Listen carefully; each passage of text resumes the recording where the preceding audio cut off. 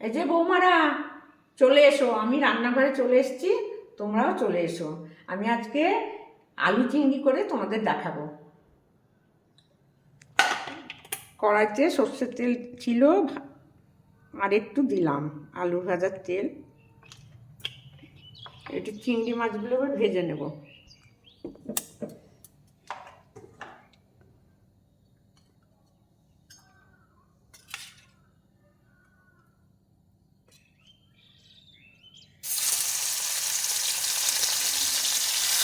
চিংড়ি মাছগুলো লাল লাল করে ভেজে নেব। একটু ভেজে নিলে বেশ টেস্ট। এই যে বৌমারা দেখো, আমার চিংড়ি মাছ ভাজা হয়ে গেছে, এবার তুলে নিচ্ছি। দেখো লাল লাল করে ভাজা হয়ে গেছে।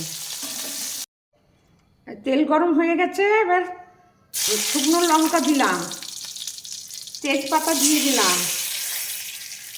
এবার পাঁচফোড়ন দিলাম,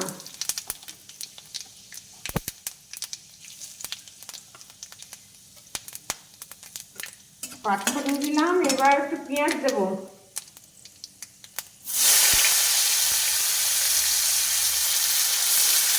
পেঁয়াজ লাল লাল হয়ে ভাজা হলে তারপরে মশলা দেবো।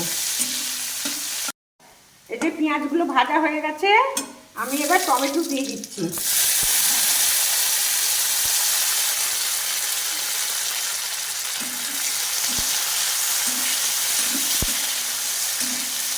টমেটোগুলো একটু নাড়াচাড়া করে এখানে জিরা, আদা, রসুন, পেঁয়াজ আর কাঁচা লঙ্কা একসঙ্গে পেস্ট করা আছে।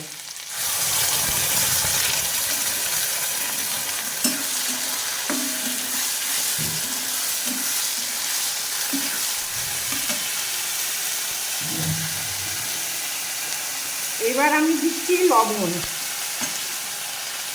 স্বাদ মতো লবণ দিয়ে দিলাম, একটু হলুদ দিলাম,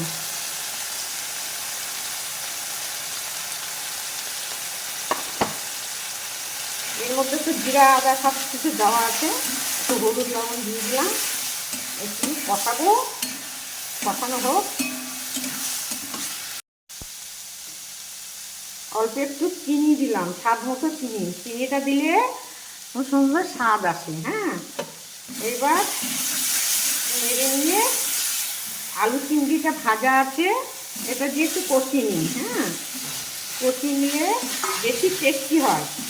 জল দেওয়ার পরে দিলে অতটা ভালো লাগে না, কিন্তু একটু কষিয়ে নিয়ে জল দিলে ভালো লাগে।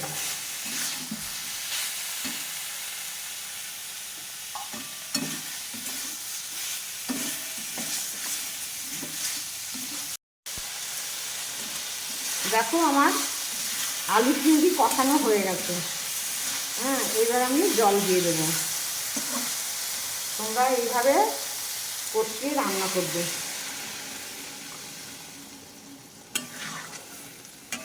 হয়ে গেছে জল দেওয়া, এবার সে ফুটলে নামিয়ে নেব।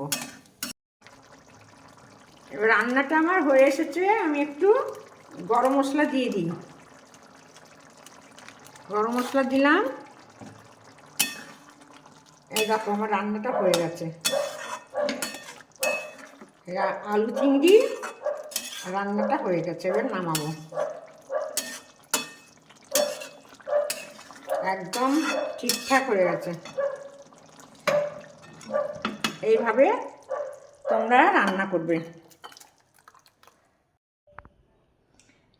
এই দেখো বৌমারা, আমার আলু চিংড়ি রান্না কমপ্লিট। তোমরা দেখো কি সুন্দর হয়েছে না? এইভাবে রান্না করে তোমরা খাবে আর আমাকে লাইক করবে।